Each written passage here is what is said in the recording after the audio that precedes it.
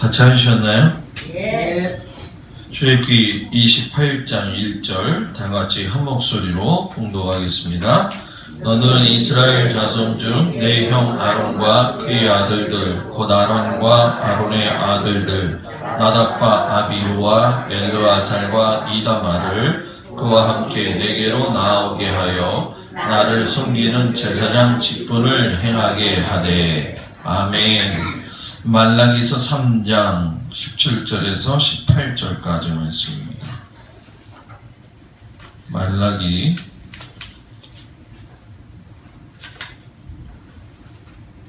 3장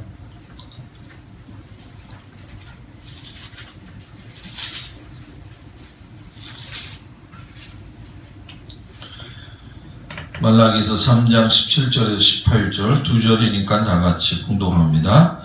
만군의 여호와가 이르노라. 나는 내가 정한 날에 그들을 나의 특별한 소유로 삼을 것이요 또 사람이 자기를 섬기는 아들을 아낌같이 내가 그들을 아끼리니 그때 너희가 돌아와서 의인과 악인을 분별하고 하나님을 섬기는 자와 섬기지 아니하는 자를 분별하리라. 아멘. 말씀을 위해 기도합니다. 하나님, 오늘도 말씀 가운데 함께 하시고 특별히 제사장의 직분에 대해서 우리가 말씀을 나눕니다.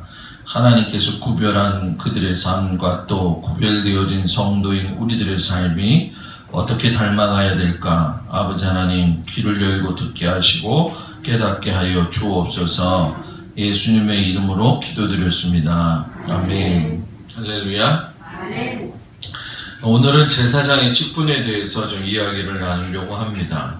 보통 일반적으로는 잘 다루지 않는 이야기고, 또 제사장의 직분에 대해서 보통 우리가 이야기하는 목사님들과의 연결을 가지고 많은 부흥사들이 말도 안 되는 얘기들을 좀 하기 때문에 이 부분은 좀 거리낌이 있는 것이 좀 사실입니다. 그러나 구약의 제사장이 가지고 있던 직분이 어떤 직분이고 그 직분에 따라서 우리가 또 어떻게 신앙생활을 해야 될 것인가, 이거를 좀 생각할 수 있는 시간이 되기를 주의 이름으로 축복을 드립니다. 항상 제가 선각을 하면서도 가리키는 것 중에 제사장과 예언자가 다르다라고 하는 걸 이야기를 하죠. 제사장은 원어 자체가 폰티텍스입니다. 폰티텍스가 다리를 연결하는 사람들이에요. 그렇기 때문에 끊어진 하나님과 나와의 관계, 끊어진 하나님과 인간과의 관계를 이렇게 다리 역할을 해주어서 하나님을 만날 수 있게 해주는 역할을 하는 것이 바로 이 제사장이 가지고 있는 직분입니다. 그래서 제사장이 레위 지파를 통해서 나왔고, 오늘 읽은 성경 말씀에도 이제 아론의 그 자녀들과 그의 모든 이름들이 나왔던 것은, 이것이 단순하게 어떤 평범한 사람들에 의해서 이루어지는 것이 아니라 하나님이 선택하시고 부르셔서 훈련시키셔서 또 구별하고 하나님께서 만드신 다음에 제사를 진행하게 하셨다는 거예요. 왜냐하면 그들이 잘나서가 아니고 죄사함을 시켜주는 다리 역할을 해야 되기 때문에 똑같은 인간이지만 여러 가지 면에서 부족하더라도 구별된 모습이 좀 필요했다라는 얘기죠.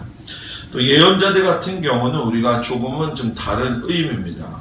그 시대적으로나 상황적으로 보게 되면 나라가 어렵거나 또는 성도들이 하나님의 말씀대로 살지 않을 때에, 또 세상이 제각기 갈 길로 마구 막 갈 때에 그 욕망과 욕심과 이 욕정들이 흐르는 이 세상 속에서 하나님과 반대되는 삶에 대해서 경고하는 사람이 바로 예언자다라는 얘기죠. 그래서 예언자 같은 경우 우리가 성경에서 많이 보게 되지만, 예레미야 같은 경우에도 나라가 멸망할 것이니까 너희들이 빨리 속히 그냥 거길 떠나라라고 하는 예언을 했는데, 그 예언이 잘못됐다 안 됐다 이런 걸 떠나서 좀 가슴 아픈 일이죠. 왜 나라를 갖다 잃어버리는 시점에서 예언을 할 수밖에 없는 거기 때문에.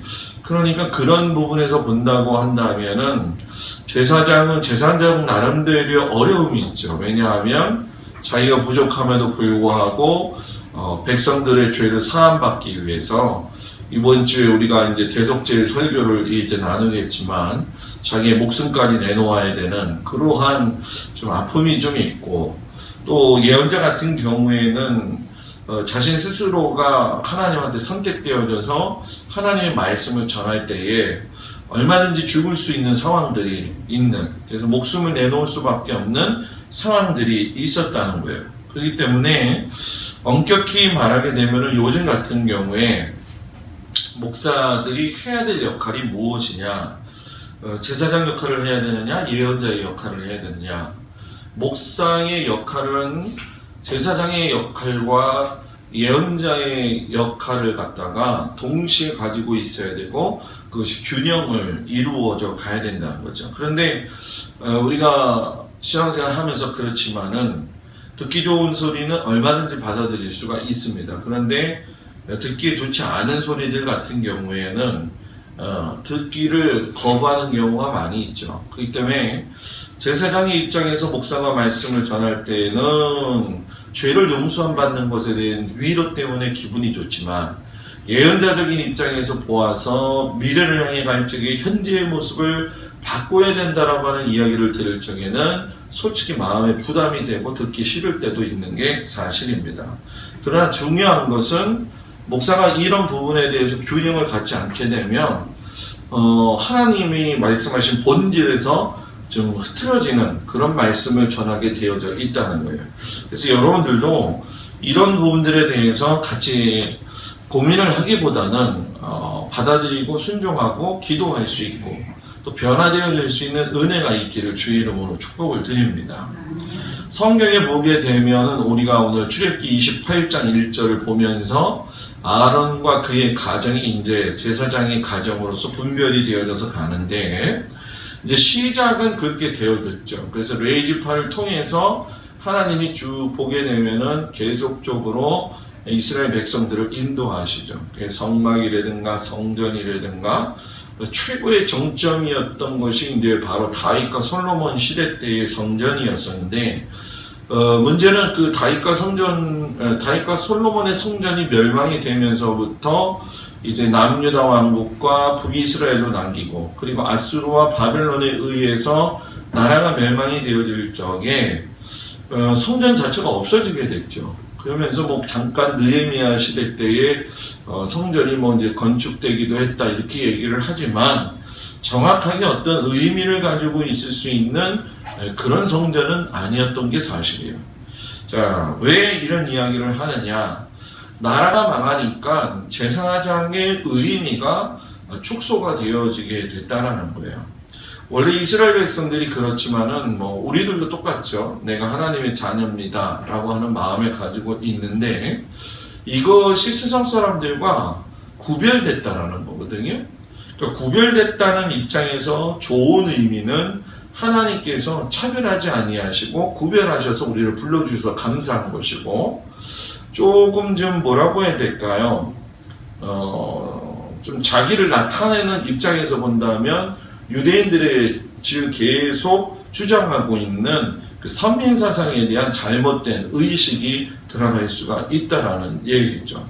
지금도 성전 재건을 꿈꾸는 이스라엘 사람들이 뭐 우리가 흔히 얘기할 적에 이스라엘 사람들을 뭐 하나로 이렇게 볼 수가 있지만, 그 안에는 종교적 전통을 그대로 가지고 유지하는 자들이 있고, 또 세속주의적 삶을 사는 사람들이 있고, 또 그 안에서도 또 시오니즘을 갖다가 일으키고 있는, 또 이제 약간의 유대인의 변형적인 부분에 있는 사람들도 있는 게 사실이에요. 근데 우리가 그런 것들을 잘 배우지 않아요. 잘 모르고 그냥 뭐 이스라엘 나라니까 좋은 거지, 또 하나님의 백성이지 이렇게 얘기를 한단 말이에요. 근데 속사정을 들어가서 보게 되면 그렇지 않다는 거예요. 어떤 경우 유대인들 가운데서는 너무나도 개방적이기 때문에 하나님을 믿는 것에 대해서 꽤 큰 의미를 두지 않고 있는 사람들이 참 많이 있어요. 젊은 사람들 같은 경우도 그런 경우가 많이 있는 게 사실입니다. 그러나 기본적인 베이스는 하나님을 섬기는 태도가 온 국민 가운데에 흐르고 있는 것은 뭐예요? 사실이죠. 그러다 보니까 지금도 이제 시오니즘을 생각하고 있는 한 이제 그 보이지 않는 단체에서 종교적 율법을 강조하는 종교주의자들과 함께 손을 맞고서는 이제 잡고서는 성전 재건을 하고 있는 상황 중인데, 그 일에 제일 앞장서고 있는 사람, 우리나라에서 제일 관심을 갖고 있는 사람이 이제 김종철 씨라고 하는 감독이죠. 뭐 제3성년이라고 하는 영화를 찍기도 했고, 뭐 아까 이메일 온 거 보니까는 뭐 여러 가지의 그 체험기, 순례를 해서 체험을 할 수 있는 걸 현실적으로 이렇게 만들어 놓은 걸 제가 본 적이 있습니다. 그런 사람들이 앞으로 더 많이 나타나야 됩니다. 왜냐하면 너무나도 우리가 이스라엘에 대해서 모르기 때문에. 이스라엘 백성들은 지금 마음속에 갖고 있는 게 뭐냐면은 성전이 없으니까 성전을 세워야 된다는 마음이 분명히 있어요. 그 중에는 성전을 세울 경우에는 중동 지역 국가와 함께 더불어 3차 대전이 일어날 수밖에 없다라고 하는, 가까운 선까지 갔다라고 하는 자들이 좀 있죠. 그것이 이제 뭐 우리가 흔히 알고 있는 뭐 IS나 이란이나 이라크나 이렇게 연계된 부분입니다. 그러니까 지금 성전 재건을 해야 된다라는 생각 가지고 있는 사람들의 입장에서는 지금 누가 필요할까요? 성전에서의 제사는 이 피제사란 말이에요. 짐승제사, 그죠?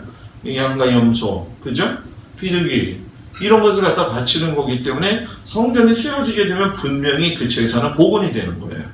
복원이 되어질 적에 그것만 복원이 되어지는 건 아니라는 거죠. 그 성전 기구의 모든 것들도 복원이 돼야 되는 것이고, 그거는 뭐 너무 지금 제가 봤을 땐 90% 이상까지 완전히 준비가 된 상태이고, 그 중에 이제 제일 열쇠를 쥐고 있는 게 누구냐면은 바로 레이지파입니다. 레이지파가 제사장의 역할을 해야 되고, 아론의 지파, 이렇게 대제사장의 지파를 갖다가 찾는 것이 과거에는 현실적으로 좀 어려웠지만은, 지금은 가야바 당시에 예수님 돌아가셨을 그 당시에 어떤 그 유대의 그 전통 장례식을 보게 되면은 뼈를 한 군데다가 모아서 가족을 이렇게 수장을 한단 말이에요. 그냥 요즘 같은 경우엔 DNA를 얼마든지 채취할 수 있는 상태이고, 또 이것을 준비하기 위해서 DNA 갖다가 검사를 통해 가지고서는 레이 지파를 갖다가 속속히 찾아내고 있는 게 지금 현실입니다. 근데 이 일이 있기 전에는 완전히 흩어졌다가 이제 또 이스라엘이 독립하기 전까지는 주로 이제 회당장들이 모여가지고서는 뭐라고 그럴까요? 제사장이나 율법학자의 역할을 하면서 가리키기도 하고 그랬죠. 근데 지금도 회당장들은 있지만, 지금 실질적으로 교육되어지는 것은 이제 뭐 이스라엘 안에서 야시바 학교라고 하는 그 레이기 전통을 갖다가 살릴 수 있는 그 학교를 계속 세워나가면서 훈련시키고 있다는 거예요. 그러니까 이스라엘 백성들이 보고 있는 제사장의 직분은 그냥 그런 자리가 아니라 대단히 뭐예요? 중요한 자리라는 거죠. 그래서 제사장의 직분을 왜 그들이 그렇게 중요하게 여겼을까? 그 중요성에 대해서 우리가 첫 번째로 먼저 생각을 좀 해보겠는데, 제사장의 직분이 특별한 이유는 하나님께서 이스라엘 백성들 가운데 언약을 맺으시고 나서 아론과 그의 자손들을 구분해 놓으셨다는 거예요. 그리고 거기서 선택을 하셨다는 거죠. 자, 이걸 우리가 보게 되면, 인류 역사를 잘 돌아보게 되면은 아담도 뭐 마찬가지였고, 셈과 누구죠? 가인과 아벨도 그랬고, 또 셈과 함과 야벳이 노아의 방주에 나왔을 때도 그랬고, 아브라함이 이스마엘을 갖다가 하나님 앞에 바칠 때도 그랬고, 그 과정 속에서 번제라고 하는 이 모든 제사는 진행이 되고 있었어요. 그런데 그 대제사장 역할을 한 사람은 누구입니까? 대제사장이 없었잖아요, 그때. 그죠? 그때는 대제사장이 없었단 말이에요. 출애굽 이후 나서 이제 성막이 생기면서 모세가 나오고 아론이 나오면서 대제사장이 나온 거거든요. 그러니까 그때는 가족에서 아버지가 뭐가 된 거예요? 제사장 역할을 했다는 거죠. 어떤 사람들이 그런 얘기를 해요. 그렇게 해가지고서는 레이지파를 뽑았다라고 이야기를 하는데 그 레이지파를 갖다가 너무 너무 차별하는 거 아니냐 우리하고 뭐 예를 들어서 여러분하고 저하고 이제 어떤 다 같은 평신도 입장에서 보면 뭐 우리는 하나님 앞에 다 같은 평신도일 뿐이에요. 그런데 굳이 목사라고 하는 것과 이런 직분들을 나눴다라고 하는 거는 차별을 두기 위해서 한 것이 아니라 뭐예요?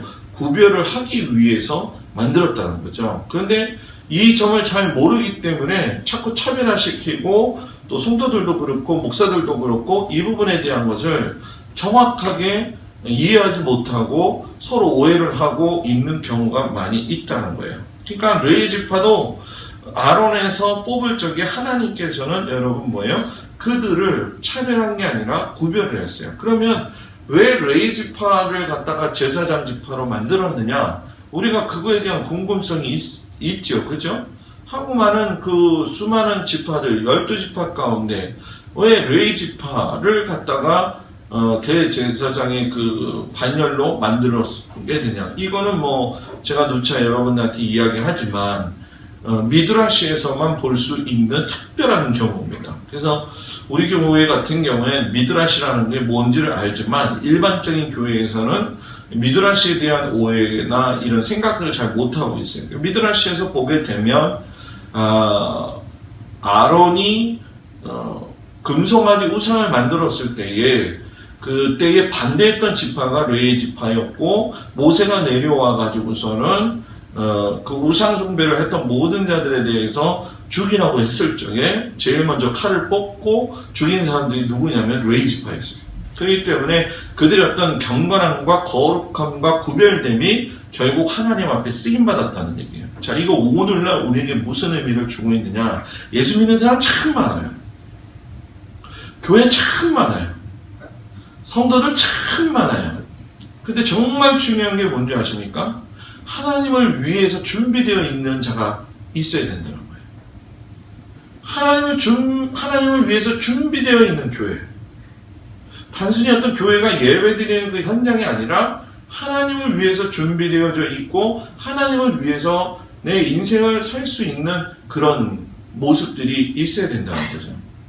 그러니까 하나님을 어떻게 섬기고 경배할 수 있는지 이 레위 지파를 갖다가 구별해서 놓으심으로 인해 가지고 그들로 하여금 여러분 뭐예요? 거룩한 삶의 모습을 보여주고 제사장의 직분을 감당하도록 하게 하는 원천도 되고 백성들에게 뭐예요? 모범의 모델을 예시하는 거거든요. 자, 여러분들한테 한번 물어볼게요. 여러분은 여러분들의 신앙의 모델이 되는 사람이 있습니까? 내가 저 사람처럼 내가 신앙생활 한번 해야지. 여러분 잘 생각해 보세요. 한번 심각하게 생각해 보셔야 돼요. 요번에 그 다큐멘터리 성탄절 특집에서 주기철 목사님에 대해서 나온 일사각오라는 거 보셨어요? 한 번도 못 보셨어요? 보셨어요? 권사님은? 네. 이번 주 주일날 오후에 그거를 좀 보려고 해요. 왜냐하면 제가 그거에서 보면서 느끼는 거지만 우리 성도들이 이제는 좀 봐야 되지 않겠느냐 이런 것들을. 예? 그 일제 시대 때도 그렇고 그런 상황 속에서 자기 자신이 죽어갈 적에 뭐 단순히 주기철 목사가 순교했어요라고 이렇게 얘기하는 게 아니라 그가 그 사람 하나 죽음 때문에 그에 대한 그 신앙을 본받아서 변화된 사람들이 너무 많아요. 일본의 목사들한테도 영향을 주었고 뭐 한국에 있는 그 아들 맨 처음에 예를 들어서 뭐 우리 아버지가 왜 돌아가시는데도 불구하고 하나님은 응목부답하시느냐의 의문을 가졌던 아들도 목사가 이제 되어지는 가정들. 그러니까 오늘날 우리가 제일 연약한 게 무엇이냐면은 여러분들은 말씀을 쉽게 하시는지는 모르겠지만 정말 중요한 게 뭐냐? 오늘날 내가 신앙의 모델이 있어야 되는데 신앙의 모델이 성경에 있는 신앙의 인물들만 생각하지 말라는 거예요. 신앙의 인물뿐만이 아니라 내 삶에서 근데 이 참 척박한 땅에서 어떻게 모델이 되느냐. 그게 제가 오늘도 이제 제 SNS에다가 그런 거 올렸지만은 하영조 목사님이 목사가 목사에게라고 하는 그 영상을 한 게 있어요. 그래서 그거를 제가 올려놨습니다. 그리고 하영조 목사님이 돌아가시기 바로 직전에 청년들한테 이제 고백했던 설교 말씀을 이제 올렸는데, 아마 시간이 되면 우리 교회에서도 한번 좀 같이 보았으면 좋겠어요. 끝까지 죽을 때까지 복음을 알게 되면서부터 자신의 육체의 병하고 모든 걸 다 바꾼 사람이 바로 하영조 목사님 같은 경우죠. 그러니까 우리나라가 참 안타까운 게 뭐냐면은 지금 이 교회가 손가락질 받고 하는 게 뭐냐면은 70년대, 80년대 때 그 훌륭했던 목사들이 사람들을 키우지 않았다는 거예요. 그리고 교회가 너무 대형화되게 되니까 결국은 사람을 키웠다고 하면서 뭐 데리고 왔지만은 영적 훈련이 되지 않은 상태에서 갑자기 물질을 쥐었게 되니까 교회가 딴 방향으로 갈 수밖에 없게 되는 거예요. 차라리 어떻게 보면은 교회는 어떤 한 사람이 휘두르는 게 아니라 교회는 교회 공동체 모든 성도들이 기도하면서 이끌고 가는 것이 제일 하나님 보시기에 아름답다. 그것이 진짜 교회다. 그것이 진짜 목사고 진짜 성도의 삶이라는 거예요.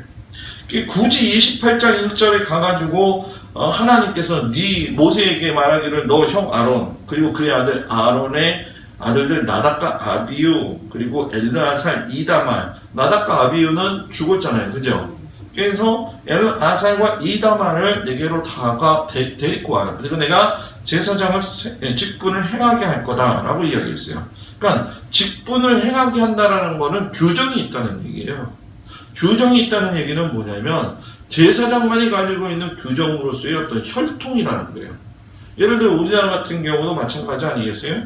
김씨 가문에 가지고 있는 여러분들의 뭐 본관이 어떤들 가지고 있는 전통이 있고 가족이 뭐라고 해야 될까요? 고유 살아오는 예절이라고 해야 되나요? 그죠? 저희 집 같은 경우는 뭐 경주 김씨 해가지고서는 누구죠?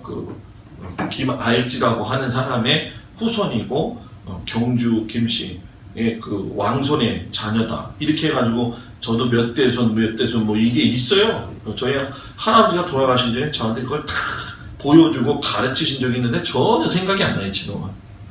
하여튼 김알지라는 거하고 김동수가 경주 김씨라고 하는 거 몇 대손인지 그것도 제가 까먹었는데 요즘은 그거 실장 잘 신경을 안 쓰잖아요. 그죠? 어르신들은 많이 쓰는데. 족보 보시면 돼요. 네, 족보.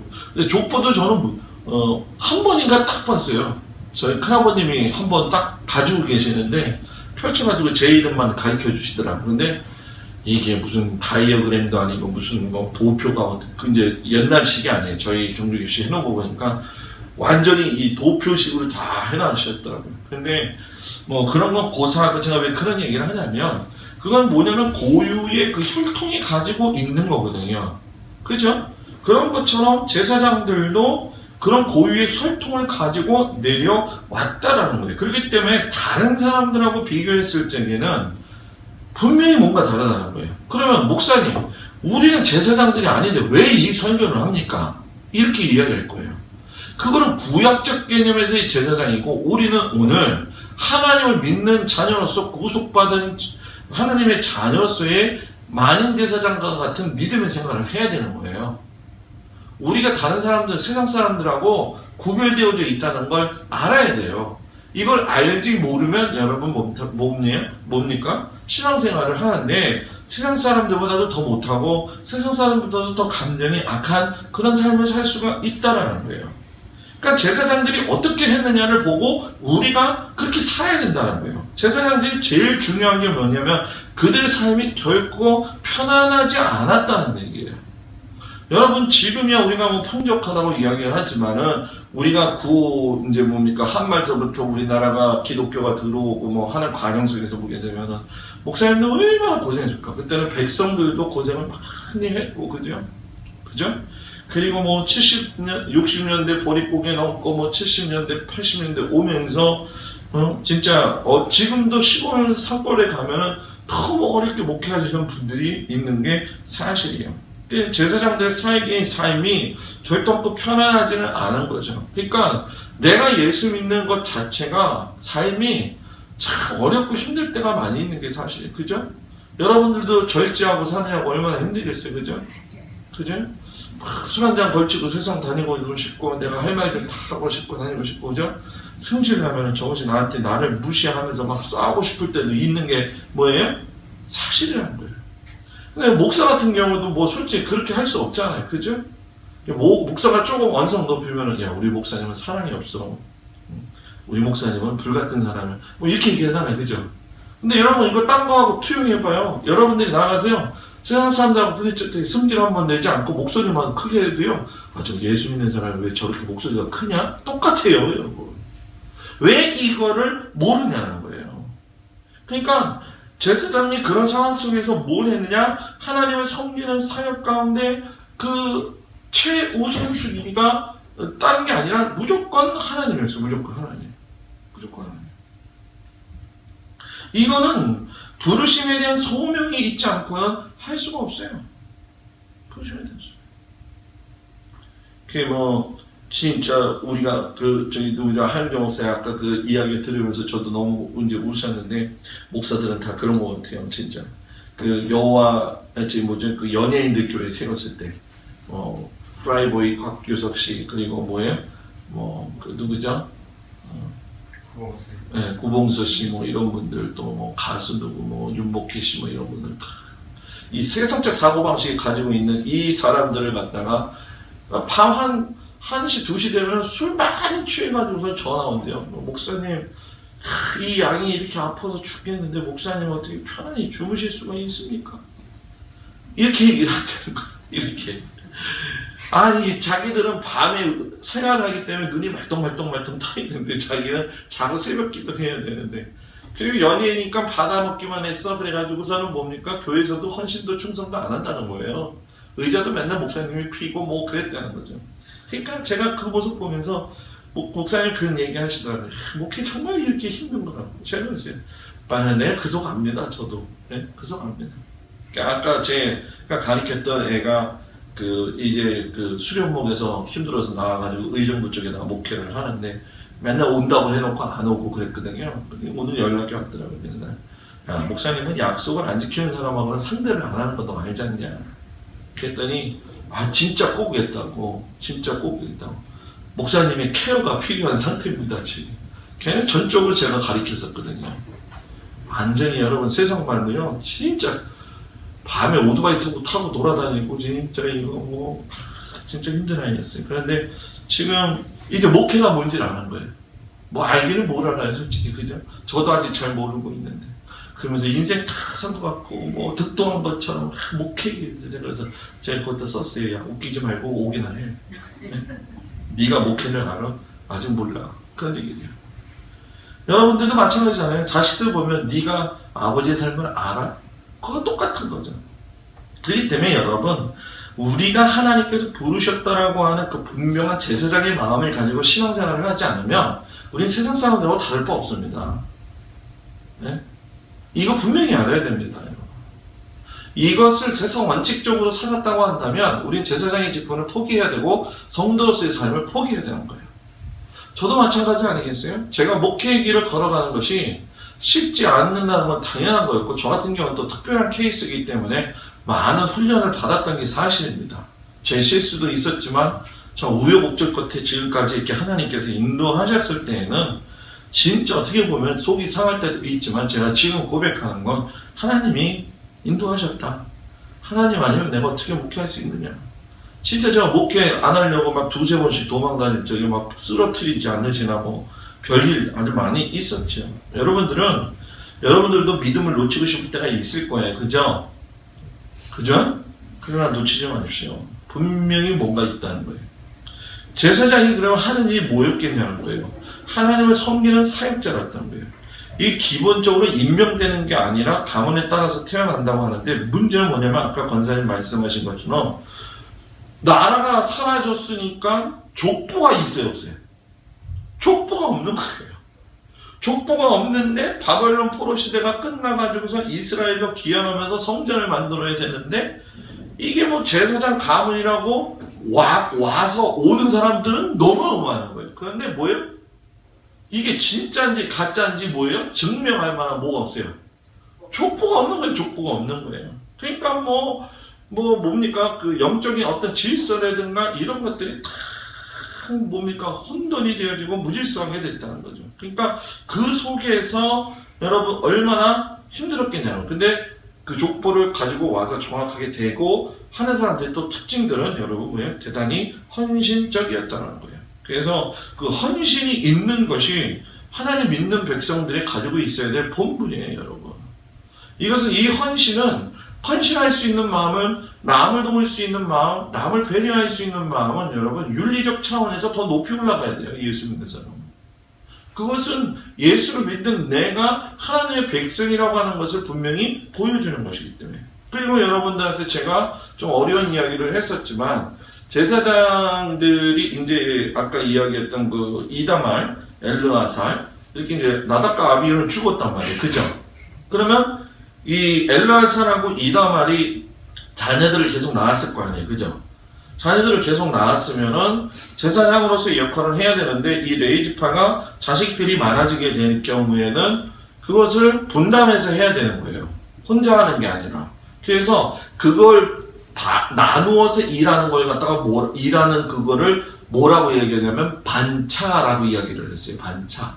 그러니까 반차가 이다말도 그랬고 엘르아살도 그랬고 각각 4반차가 있었어요. 그러니까 총 몇 반차예요? 8반차가 있었다는 거예요. 그런데 다윗 시대 때 가서 솔로몬 시대가 됐을 때에 사람이 더 많아졌을까요? 적어졌을까요? 시대가 흘렀는데 많아? 좋겠죠. 그래서 그때 무엇이 생겼냐? 24반차까지 생긴 거예요. 그러니까 8반차에서 뭐예요? 24반차까지 늘어나게 되니까 24반차에서도 예를 들어서 이다말의 후손이 있을 것이고 엘르아살의 후손이 있을 것이고 엘르아살이 낳은 아들 중에서도 또 후손이 있을 것이고 또 이다말에서 또 후손이 있을 거 아니에요. 그죠? 그러니까 이것들을 다 정리를 해갖고 24반차로 나누고 24반차 안에 각 수장을 두어가지고서는 그들로 하여금 제사를 관리해서 일주일씩 1년에 2회 봉사할 수 있도록 제비 뽑기를 했다는 거예요. 그런데 예를 들어서 3개의 절기, 레갈림이라고 우리가 늘 요즘 배우죠. 레갈림 절기, 유월절, 오순절, 초막절에는 모든 반차들이 다 올라와가지고 봉사를 해야 됐다는 거예요. 그러니까 제사장의 직분을 가지고 있는 그들은, 또 우리 성도들은 모든 일에, 예배드리는 일에 집중을 하는 것이 기본이라는 거예요. 그리고 제사의식은 반드시 제사장에 의해서 실행이 되어야 됐었어요. 민수기 18장 4절에 보면은 내인은 너와 합동하여 장막의 모든 인과 해막의 직무를 지킬 것이요 외인은 너희에게 가까이 못할 것이니라. 랍비들이 이걸 뭐라고 이야기하냐면 여기서 외인이 아론의 후손이 아닌 다른 사람을 말하는 거예요. 그러니까 성막에 가까이 오지 못한다는 것이고 실제적으로 행위를 못한다는 거죠. 우리가 제사장이 하는 일들을 보게 되면 구별된 행위가 있잖아요. 예를 들면 제물의 피를 받는 거라든가 또는 피를 뿌리는 거라든가 기름 붓는 것들이 다 하지 못하도록 규정되어 있는데 아무나 와가지고 다 뿌리는 거예요. 아무나 와서 다 할 수 있어요. 그러면 돼요, 안 돼요? 안 되는 거잖아요. 그죠? 그러니까 성도도 마찬가지예요. 아무나 목사가 되면 안 돼요. 아무나 장로가 되면 안 돼요. 아무나 권사가 되면 안 돼요. 아무나 성도가 안 돼요. 되면 안 돼요. 자, 이걸 반대로 얘기한다면 무슨 얘기냐면 목사는 목사의 삶을 살기 위해서 노력해야 되는 거예요. 장로님, 권사님, 집사님, 우리 모든 성도들은 요번에 우리 새롭게 되는 장로님도 계시고 권사님들도 계시는데 이제 내가 권사 됐다, 장로 됐다, 집사 됐다. 그거 그냥 신중하게 그냥 됐네 이제 이게 아니에요. 각오를 해야 돼요. 각오. 내가 어떻게 신앙생활을 할 것인가, 내가 어떻게 하나님 앞에 갈 것인가. 저는 제가 지금 목회를 하면서 느끼는 게 뭐냐면은 시간이 갈수록 제 마음속에 생기는 게 있어요. 어떻게 하면 하나님 앞에 더 성실하게 나아갈 것인가. 어떻게 하면 앞으로 20년 남은 나의 목회 생활을 정말로 하나님이 기뻐하시는 목회로 어떻게 가야 될 것인가. 이런 고민을 하고 있는 게 사실입니다. 그러니까 여러분들도 마찬가지로 이것이 저만 해야 될 고민이 아니라 여러분들이 해야 될 뭐예요? 고민이라는 거예요. 목사님, 예수 믿는 게 맨날 고민만 하다 끝납니까? 그래요. 고민만 하지 말고요. 행해야 됩니다. 해가고 생각하고 뜻대로 가려고 노력을 해야 된다는 거예요. 그렇기 때문에 여러분 우리가 이거는 좀 재미난 얘기는 좀 아니지만은 제사장들은요 하나님의 일을 하다가 무조건 무단으로 성전에서 일하다가 무단으로 떠나버리게 되면 죽어버려요. 그러니까 하나님이 그냥 죽여버려요. 하나님이. 왜냐면 성전의 이들을 뭐예요? 잘 안 하기 때문에. 레위기 10장 7절이 정확하게 나와있는데 여호와의 관유가 너희에게 있은즉 너희는 회망문에서 나가지 말아서 죽음을 면할지니라. 그들이 모세의 명대로 하니라. 그래가지고 회망문 앞에 12지파가 동서남북으로 있고 그 앞에 누가 있었어요? 레위지파들이 바로바로 살았던 거예요. 시간이 지나면은 뜨끔 어디로 성막이 옮겨지든 그들이 분해하고 그들이 다시 조립하고 분해하고 조립했는데 성전 일도 마찬가지라는 거예요.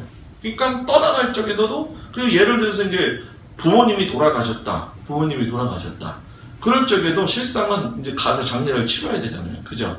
근데 제사장 같은 경우에는 가족 중에 누가 죽었을 때에도 딜레마에 빠지게 되는 경우가 많았어요. 이 부분이 참 어려운 부분인데 가시의 가족 중에 한 사람이 죽은 것으로 인해서 성전의 사역을 그만두고 나간다. 이거를 어떻게 보면은 합당한 일이기도 하지만 제사장들 스스로 자체가 뭐예요? 이 일이 하나님보다도 더 중요하다 이렇게 생각하는 걸 원치 않았다는 거예요. 자, 이 얘기는 무슨 얘기입니까? 그만큼 하나님을 믿는 것에 뭐예요? 집중했고 거기에 대해서 뭐예요? 더 헌신적이었다는 거예요. 제가 이제 엊그제 저희 아버님 어머님 이제 2달 만에 처음 이제 얼굴 보러 뵈러 갔어요. 솔직히 저는 마음이 좀 미안해요. 왜냐하면 저는 제가 목사지만은 목사로서의 어떤 역할을 할 수가 있지만은 제가 제 부모님들한테 제가 잘할 수 있는 어떤 그런 여건과 환경은 안 되니까 얼굴만 보고 오는 것도 솔직히 조금 미안하기도 하고 또 이제 어떻게든 또 큰아들이기 때문에 이제 기대하는 게 있겠죠. 그죠? 뭐 너 반나주고 그런데 사역 자체가 너무나 이제 요즘 같은 경우는 너무 바쁘잖아요. 그죠?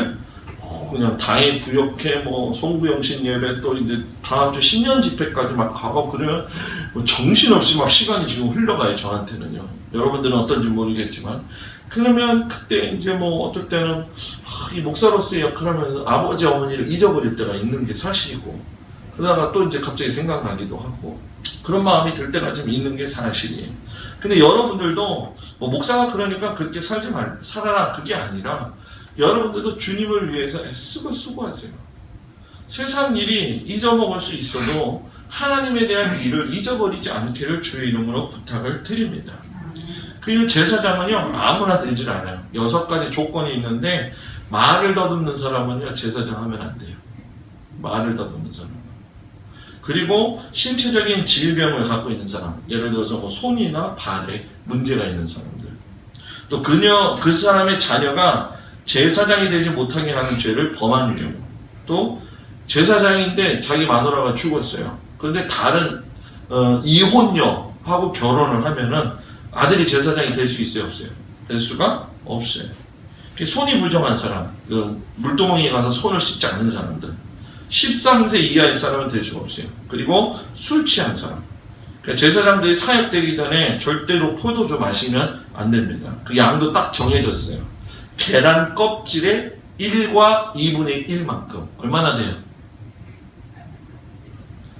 계란 껍질의 1과 2분의 1. 그거 이상 마시게 되면 술 취한 걸로 여겼어요. 그러니까 나닷가 아비가가 얼마나 마셨는지는 잘 모르겠어요. 그렇지만 분명히 1과 2분의 1만큼은 먹고 들어간 거예요. 그러니까 하나님이 그걸 보고 뭐예요? 이게 뭐 그냥이죠. 뭐 즉시죠. 어떤 사람들은 그래요. 예를 들어서 뭐 사도 바울이 뭐 디메데에게도 말했지만 뭐 위장병을 앓거나 뭐 속이 미식미식하거나 병을 위해서는 잠깐의 이제 포도주를 사용해도 된다. 그래가지고 목사님 여기 이렇게 여기 술 먹는 거 보니까 우리 먹어도 되지 않냐고. 그리고 또 술 취하지 말라 이런 반탕한 것이니 이렇게 됐으니까 취하지만 않으면 되지 않냐고 해가지고 술을 먹잖아요. 그죠? 근데 이게 참 술이라는 게 그렇잖아요. 그죠? 술을 사람이 먹어요. 그죠? 그 다음에 술이 술 먹고 그 다음에 술이 뭘 먹어요? 사람을 먹어버려요. 그죠? 이런 것들에 대한 거 그러니까 여러분들은 이제 분위기 요즘 많이 내잖아요, 그죠? 새해도 밝아오고 이 마지막 한 해도 보내야 되니까 와인 한 잔씩 이렇게 또 하고 또 뭐 이렇게 하고 뭐 그럴 때가 있잖아요, 그죠? 예? 제가 좀 여기가 안 좋으니까 우리 처남댁이 솔잎을 따가지고선 술을 담궜더라고. 술을 담가서 여기 갖다 줬어요, 저는 이렇게. 아주 뭐 대단하더라고, 냄새가. 근데 이걸 먹어야 되나 말아야 되나 고민. 약이라고 했으니까 먹어야 되겠지? 약이야. 이걸 또 먹자니 또 그러겠지? 그런 고민을 할 정도였었어요. 그런 고민을. 이런 고민들이, 왜 이런 고민들이, 목사님, 그럼 뭐 그렇게 고민을 해요? 그렇게 생각할지 모르겠지만, 그런 것 하나하나를 갖다가 생각하고 하는 마음들 자체들이 하나님 앞에 제사장으로서의 살아가는 진실된 모습이 되어야 된다는 거예요. 그죠? 괜히 저기 막 오징어 보면은 맥주 생각나고 땅콩 보면 맥주 생각나고 이러면 안 되잖아요. 그죠? 그죠? 지나가면서 홍어 무침 보면은 막걸리 생각나고 이런 거. 이건 배어있는 거란 말이에요. 배어있는 거. 배어있는 거는 바꿔야 돼요. 바꿔요. 그죠? 내가 너무 솔직하게 얘기했나요? 예? 배어있는 거 바꿔야 된다고. 직분을 주신 것은 감당할 만하기 때문에 주신 게 아니에요. 우리는 감당할 수 없어요. 그런데 믿음으로 행하라고 직분을 주셨다는 거예요. 저는 여러분들하고 신앙생활 하면서 마지막으로 생각해 보기를 그런 생각을 합니다. 신분적인 의미도 아니고 사역적인 의미에서 볼 적에 우리가 이 시대에서 정말 제사장과 같은 구별된 삶을 살아야 되지 않겠느냐. 그죠? 시대를 막론하고 하나님이 만드신 규례대로 살아야 된다는 거죠. 다 주인만 많아요. 주인만 많아요. 오늘 연회에서 동작지방 회복을 위한 간담회가 있다고 어제 총무가 전화 왔어요. 다 소린 것 같아요. 얘기 듣고 또 제가 이거에 갈까? 저는 안 가려고 아예 생각을 하고 있었으니까. 그분 얘기 들으니까 뭐 양쪽이 너무 팽팽하고 있죠. 저는 그랬어요. 내가 가면 난 사건 저지른다. 난 내가 가면 내 할 말 다 해야 되기 때문에 난 안 간다. 어떻게 전사님도 봤어요. 그래서 내가 전사님한테 오늘 이게 거짓말이 되는 거죠, 그죠? 착한 거짓말 했어요. 교회 큰 일이 있어가지고서는 못 간다고 하죠. 저 가면은 분명히 제가 할 말 다 하고 옵니다. 이제 또 지방 또 이제 뭐 이렇게 얘기가 되겠죠. 그냥 안 해요. 그러니까 이제는 좀 뭐라고 해야 될까요? 목회하기도 집중해야 될 게 많고 정말 하나님 따라 살기 위해서 노력해야 될 것도 많고. 제가 아까 우리 권천원 장로님이랑 잠깐 식사하면서 얘기했지만은 이 설교가 말이에요. 그냥 뭐 인쇄 집에 있는 그 인쇄기처럼 촥촥촥 나오면은 진짜 좋겠다. 진짜 좋겠다. 그러면은 설교 준비 안 하고 내가 오늘은 사랑에 대한 설교를 할 거야. 그러면 사랑 딱 누르면 사랑에 대한 설교만 한 100편씩 나오면은 내가 100주는 설교할 거 아니에요. 물론 그렇게 하시는 분들도 있죠. 그래서 요즘 전도사님이 저를 좀 많이 도와줍니다. 제가 설교 원고를 너무 빨리 못 치니까 이 글씨를 다 써요. 그러면 전도사님한테 넘기면 전도사님이 또 해주고 그걸 또 내가 수정을 하고 하는 과정을 하고 하는데, 여러분 저는요, 제가 그런 걸 하는 걸 자랑하고 싶은 게 아니라 그게 열정이거든요. 그게 열정이에요.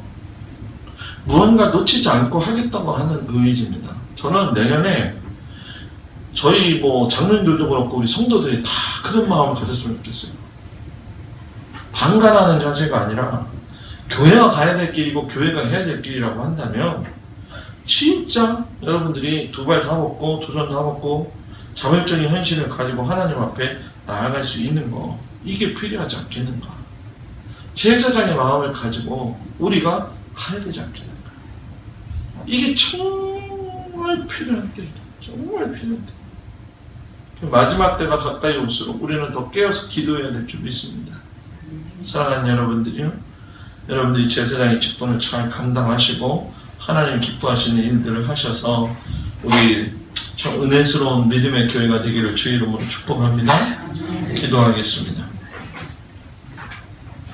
은혜로우신 아버지 하나님 감사합니다. 우리가 인생 가운데서 믿음을 가지고 살 적에 아버지 너무나도 부족하고 연약한 부분들이 많이 있음을 고백을 드립니다. 아버지